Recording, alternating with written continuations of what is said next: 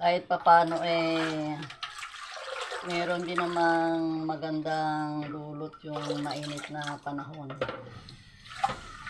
Kasi mabili ang ating ice tubig at saka yelo. Yan. Kaya ngayon ay gagawa muna ako actually tawag natin ay gagawa ng yelo.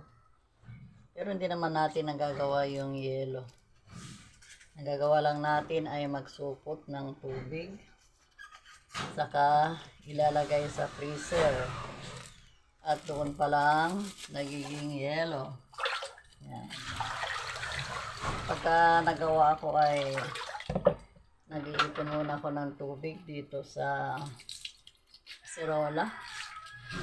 Saka ako kinukuha sa pamamagitan ng pitsil para mabilis-bilis kung makapuno ng tubig dito sa plastic. Kasi pagka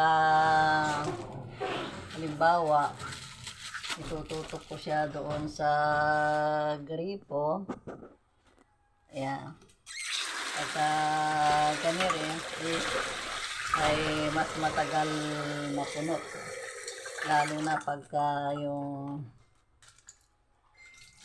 tulo ng gripo natin ay mahina lang. Kaya lalagay ko muna siya sa pwedeng timba. Yeah. Parang napadami. Medyo sumasakit-sakit na rin ito. Yan, kasi yun ang naiipit. Diba? Pagka gumagawa ka, yun ang naiipit. Yung daliri. Medyo minsan ay nagba-violet. Nagpa-purple ang aking mga kuko. Dahil nga pagbuhol ay siya ang naapektuhan.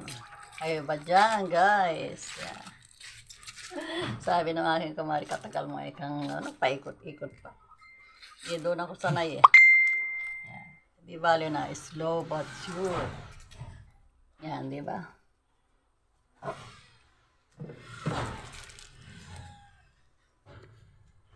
Kayo ba, guys? Paano ba kayong gumawa? Yung iba kaliwete, medyo mahirap yun.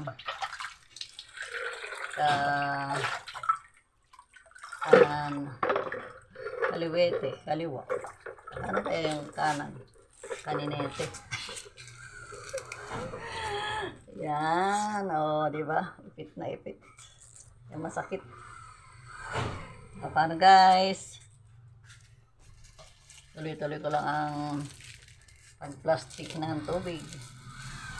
Hindi paggawa ng yelo. Dahil yung freezer ang papagawa ng yelo. Ay, nako, ang hirap ipaliwanag. Yan, di ba? Yan. Punong-puno siya.